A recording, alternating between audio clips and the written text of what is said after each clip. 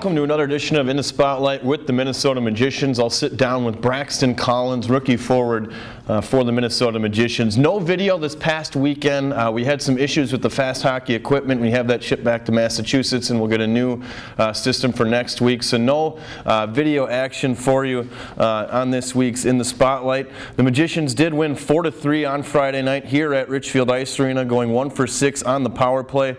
Dennis Chevron, Sam Becker, and Nolan Schaefer get goals. Schaefer's goal came on the power play as it was a 3-3 score after 3. It went to a shootout. The Magicians win in the shootout. Kane Dermott and Lukey Laub get goals as the Magicians best the chill 4-3 on Friday night at Richfield Ice Arena. Saturday night, same place, the Magicians come out with a 6-4 win. Kane Dermott explodes for a hat trick.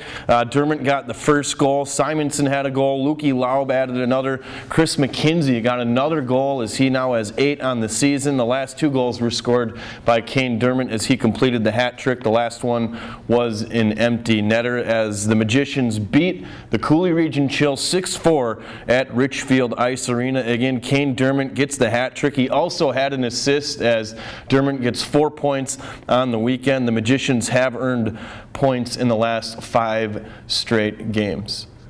Welcome back to In the Spotlight with the Minnesota Magicians. I'm Jimmy Lillidahl alongside rookie forward Braxton Collins. You guys have been playing great lately. It's been really fun to watch, fun to call. You guys got a sweep this past weekend. You took both games against the Chill. Yeah, you know, we're getting hot at the right time going into the playoffs. 10 games left in the regular season, so I mean, there's nothing more you can ask for as long as we're getting hot at the right time. So yeah, we're playing well. Got to keep it up here. You guys got the win on Military Night, an opportunity for you guys to wear some different uniforms, which is kind of fun. And obviously you guys get the win, a bunch of gear getting donated to Defending the Blue Line, kind of a nice deal. Yeah, absolutely. It's I can't thank the vets enough. I mean, it's such an honor to wear the camo, and I mean, it's hard to put words to how important that is to me. So I know I got some family in the military, and it just means a lot. You're from Eau Claire, Wisconsin. A lot of these players here from Minnesota and then from all over. You're just here in Wisconsin, the next state over, so you're pretty close. Yeah, you know, the boys give me a hard time about being the only Wisconsin kid on the team, but mostly Brady Hapner. He gives me a real hard time about that for whatever reason. The level of play is a little bit different, Wisconsin high school to Minnesota high school, but you know, I feel like I've adjusted pretty well. So. Yeah, you had a good senior season, an opportunity for you to put up a lot of points last season and obviously get noticed. You know, what was it like for you to come to a camp? I know obviously you performed really well at the camp. You were one of the ones that turned heads, and obviously, I mean, you made the club. So. Yeah, you know, kind of being undrafted, untendered, like just coming straight out of camp was a pretty good challenge. But you know, I just stuck to my game. Forecheck, backcheck, paycheck, baby. Yeah, I mean, a little bit about that. I mean, it's like, so we had a situation this weekend where the first 5 or 6 minutes, the Magicians were in the box. An opportunity where you played it, what seemed like all of those minutes. You're a penalty killer, so yeah. You're out there in situations where you need a hard worker. I mean, what was it like for you talking about that this past weekend? There was a situation where you were, I mean, the first 5-6 minutes of the game, you were out there for probably 4 minutes of that killing penalties. Yeah, it's you know, that's kind of my role, blocking shots and just working my tail off every chance I get. Taking it shift by shift, but you know, I definitely needed a break after that. Pretty bagged after that one, I'll be real honest. And then adjusting to the level of play. You talked about it, you know, Wisconsin, not really known for its high school hockey, but an opportunity for you to play at a higher level. Obviously, you're playing in the majority of the games unless you're injured. You know, but what's it been like for you adjusting to the level of play? I mean, there's been a couple of games this month alone where there's been 2 hours in the box combined for both teams. I mean, this isn't a league I mean, put it this way, it's a very physical league, and the scouts will tell you this is a more physical league than the USHL. Yeah, I mean, the first 2 or 3 weeks in training camp, I was like, holy cow, like the speed is totally different than what I was playing before.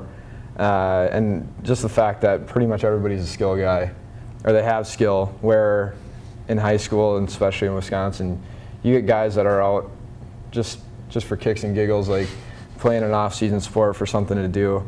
You know, they're not really serious about it. They don't really care that much. So I mean, it's been an unbelievable experience, jumping up, making the jump up, and playing on a team that everybody cares so much and everybody's so good and everything.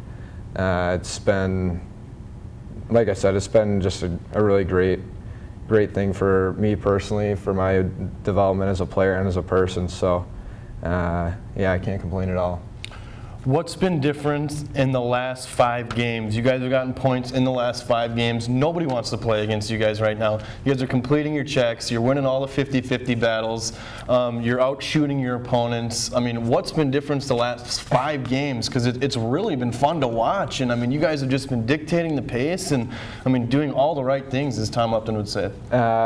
Honestly, I talk about this with the boys all the time. Like, it's hard to put a finger on one thing. But I think just knowing that we're still in a playoff spot despite our, you know, however many game losing streak in December, January, you know, I think just the fact that we're still in a playoff spot, we all want to be the first team that makes it in the playoffs for this organization. That's a really special thing for us.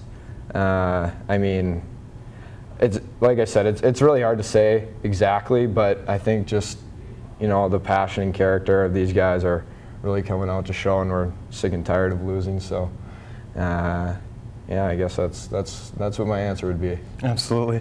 One of the guys on the club this year that was here last year, Sam Becker, unbelievable season. He's putting up points like he's a forward. He's a defenseman.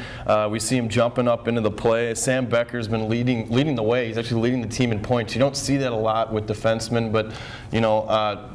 Talk about Sam Becker and what he's been able to do. Kid's unreal. I mean, bottom line, it's hard to. Some of the plays he makes out there just blows your mind. It's really fun to watch if you're not out there at the same time. I mean, he plays every situation: power play, penalty kill, 5-on-5. Just logs so many minutes per game. It's unbelievable that he can do it every single game.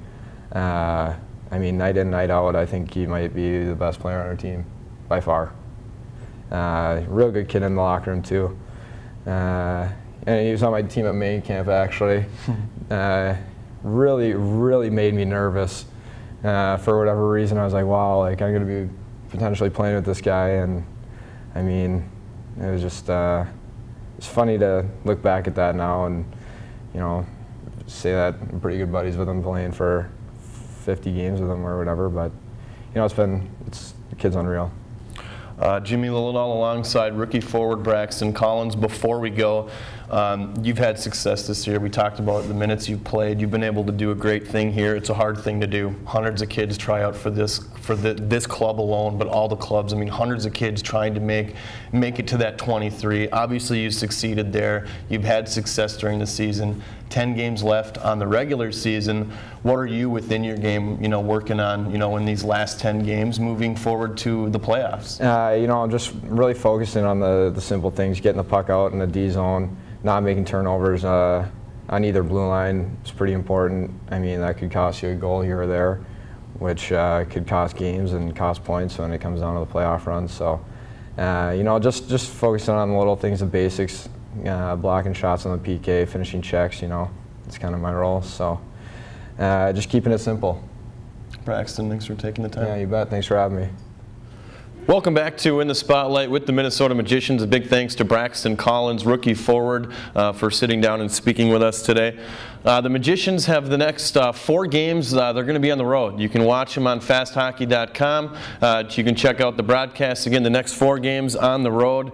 The Magicians do have 5 games left at home during the month of March. 10 games total and a 9-point lead on the Kenai River Brown Bears, as it looks like the Magicians will get the fourth place position in the division. The Magicians will play the first seed in the Midwest Division during the first round of the playoffs. Again, 10 games left. The Brown Bears only have 8 games left and have only won 2 games in their last 20. So the Magicians controlling their destiny as we speak. The home games left during the month of March, the 17th, the 19th, the 21st, and then to close out the season, the last 2 games for the Magicians at home ice on the 27th and and the 28th. MC22 is going to cover a couple of those games as well, so we'll have high-definition highlights for you as well. That's going to do it for another edition of In the Spotlight with the Minnesota Magicians. So long, everybody.